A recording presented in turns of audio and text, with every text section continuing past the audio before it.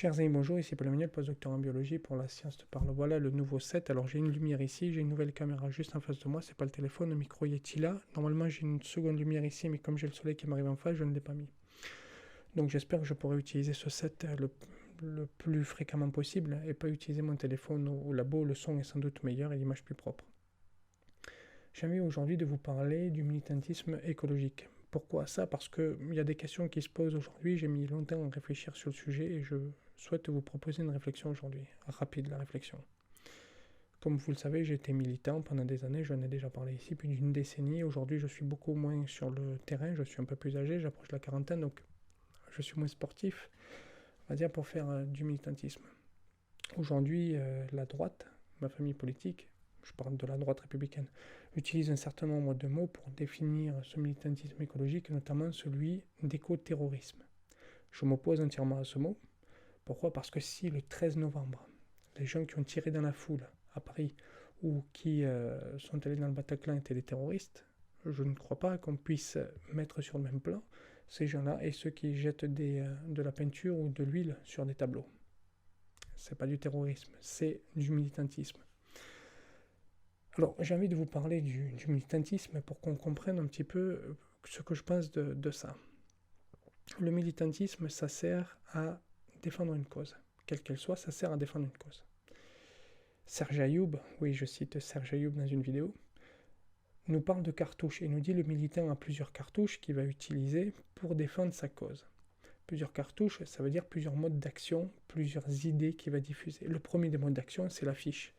C'est-à-dire que vous allez dans la rue, vous collez des affiches avec un message dessus, les gens comprennent exactement ce qu'il y a écrit dessus, donc c'est visible, si vous voulez, c'est visuel. Vous allez taguer une statue, vous allez taguer un mur, il y a un message dessus, c'est visuel. Ce que vous défendez est écrit par mots, donc la personne qui lit comprend. Ça, c'est la première phase. En général, les jeunes militants débutent là-dessus. Il y a une seconde phase qui va être la manifestation, c'est-à-dire qu'on dit on s'oppose à un projet de loi, on a une conception de la société différente, on va manifester. Ça reste assez courant de manifester. Donc ça, c'est un second type de militantisme. Le troisième, qui est plus ou moins accepté, je dis plus ou moins parce que lorsque c'est trop long, c'est difficilement accepté, c'est la grève.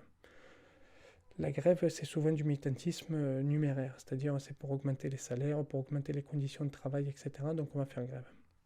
Dans ces trois cas, il y a du militantisme que tout le monde connaît, on comprend vite le message, on sait exactement pourquoi les gens font ça. Puis il y a du militantisme où on comprend un peu moins le message, où il est plus difficile. Par exemple, si je déboulonne une statue de Colbert, ça va être plus difficile à expliquer le message qu'il y a derrière et la cause que je veux défendre. Par exemple, si je dis je suis un anticolonialisme, un indigéniste, je déboule la statue Colbert parce que dans l'histoire Colbert c'est le code noir, etc. Ça sera peut-être plus difficile à comprendre pour les gens, et comme ça sera plus difficile à comprendre pour les gens le geste, les gens vont moins l'accepter. Alors que, in fine, lorsqu'on défend une cause, ce geste-là est tout aussi acceptable que d'écrire sur des affiches ou d'écrire sur des murs, parce que c'est un message que l'on défend. Bon, à condition bien sûr qu'on ne détruise pas l'objet, la statue, et que la statue puisse être réutilisée. Alors ça, c'est un point qu'il faut avoir en tête, c'est comment vous diffusez votre message, quelles actions vous allez mettre en place pour diffuser le message, et selon le message que vous allez avoir à diffuser, selon l'écoute que vous voulez, eh bien vous n'aurez pas le même mode d'action. Et moi-même, j'ai fait des modes d'action qui étaient un peu comme eux ils font. Les écolos en ce moment, du sitting, ce genre de truc, était un peu plus médiatiquement visible et peut-être presque un peu plus violent, je dirais. C'est la violence, le mot est vraiment très largement entre guillemets, mais à ce moment-là. Et je me suis posé la question, si vous voulez, quand il y avait ces peintures quand ils ont jeté l'huile sur les tableaux, au départ, j'ai pas compris le message. Comme si on déboulonne la statue de Colbert, au départ, on peut ne pas comprendre le message. Et ces gens-là ont ensuite expliqué le message. Et en fait, je me suis dit, c'est du génie. Non, non, mais je vous le dis, je me suis dit, c'est du génie. Parce qu'en fait, le message, lorsque on vous l'explique, ben, il est clairement visible. Il est clairement visible. Est-ce qu'on préfère protéger des œuvres d'art que des êtres humains? Je mets de l'huile sur des œuvres d'art et je vois la réaction.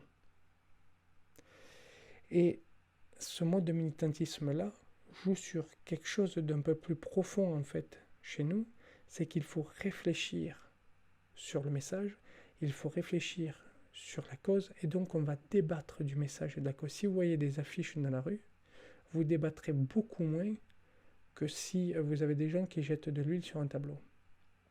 Et le fait que vous débattez, vous posez vous-même des questions sur vous-même. Est-ce que je suis pour cette cause ou pas? Comment je vois cette cause? Comment je vois le message? Et c'est beaucoup plus, si vous voulez, ça vous prend un peu plus aux tripes que simplement des affiches ou des manifestations. Parce que les manifestations, c'est courant, la grève, c'est courant, les affiches, c'est courant. C'est les modes de militantisme courant. Par contre, ça, il y a l'invention d'un nouveau mode de militantisme.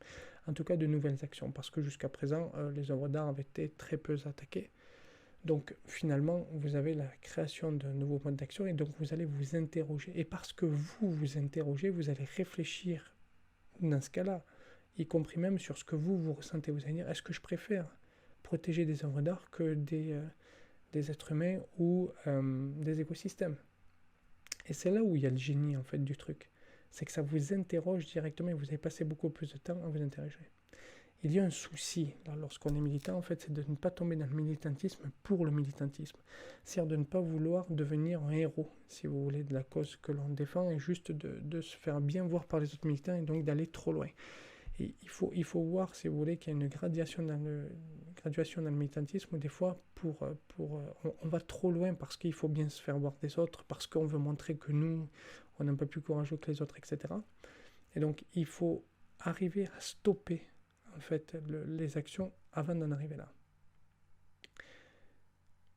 Et dans le monde de militantisme qu'ils ont, je ne dirais pas c'est l'écoterrorisme, etc., je pense qu'en fait, ils nous donnent des leçons à nous autres militants ou anciens militants sur la façon dont on voyait nos propres actions, parce qu'ils nous laissent à réfléchir. Et franchement, je trouve ça bien, quelque part. J'ai mis longtemps à penser, à essayer de savoir ce que je trouve un peu d'embêtant dans ça, c'est qu'ils se collent la main après. Alors bien sûr, pour pas être décollé après, pour diffuser le message. Moi, ce que je ferais, c'est que je mettrais de l'huile et je partirais. Je ferais arrêter après, etc. Mais ça permettrait aux gens d'un peu plus réfléchir au message. Si vous voulez une œuvre d'art, quand vous voyez une œuvre d'art, et vous allez comprendre la comparaison, quand vous avez une œuvre d'art, vous ne connaissez pas le tableau, vous êtes devant le tableau, vous allez réfléchir au tableau, le tableau vous prend au trait, vous allez regarder les détails, etc. Puis quelqu'un du musée va venir au conservatoire, va vous expliquer un peu, vous allez mieux la comprendre, mais vous allez devoir rester un moment après pour comprendre cette œuvre. Et ce type de militantisme-là demande de la compréhension. Et je pense que l'erreur qu'ils font, en fait, c'est de rester après et de parler. Je pense que c'est un petit peu l'erreur parce qu'en fait, c'est comme si on vous mettait devant une œuvre d'art et de suite la personne vous explique l'œuvre. Vous n'avez pas le temps, vous, d'abord, d'essayer de comprendre par vous-même l'œuvre et d'essayer de vous imprégner de l'œuvre. Et je crois qu'il y a ça. La seconde question que pose ce type de militantisme aussi, c'est quel est le rôle de l'art? Et j'espère pouvoir bientôt faire une vidéo sur quel est le rôle du cinéma dans un monde de changement climatique. Donc voilà. Je voulais vous faire cette vidéo là pour vous dire que même des gens de droite peuvent comprendre largement leurs gestes, voir qu'il y a du génie dans leurs gestes, pouvoir comparer un petit peu ce geste à l'expression que l'on peut avoir dans l'art aussi et la façon dont l'art nous touche, parce que ce type de militantisme va nous toucher au plus profond de nous parce qu'il va nous interroger beaucoup plus encore une fois qu'une affiche, qu'une manifestation, qu'une grève ou qu'un blocage quelconque, que ce soit d'université, d'usine, etc. Il va peut-être nous énerver au début, mais beaucoup moins que par exemple ceux qui ont bloqué les raffineries Total, etc. Et il va nous interroger, et on va en parler, et ça va nous interroger. Et c'est là où vraiment je trouve que ça ferait du génie. Comme je suis en train de me répéter, je vais arrêter la vidéo là, vous me direz en commentaire ce que vous en pensez. Je vous remercie de m'avoir écouté, je vous dis à très bientôt, n'oubliez pas de vous abonner à la chaîne. Je précise que je vais faire de plus en plus de shorts pour vous parler à 1 minute de l'actualité scientifique, je pense que ça peut être pas mal. Et si vous voulez aider financièrement la chaîne, vous avez le Utip, je vous invite à le faire en description. Merci, au revoir.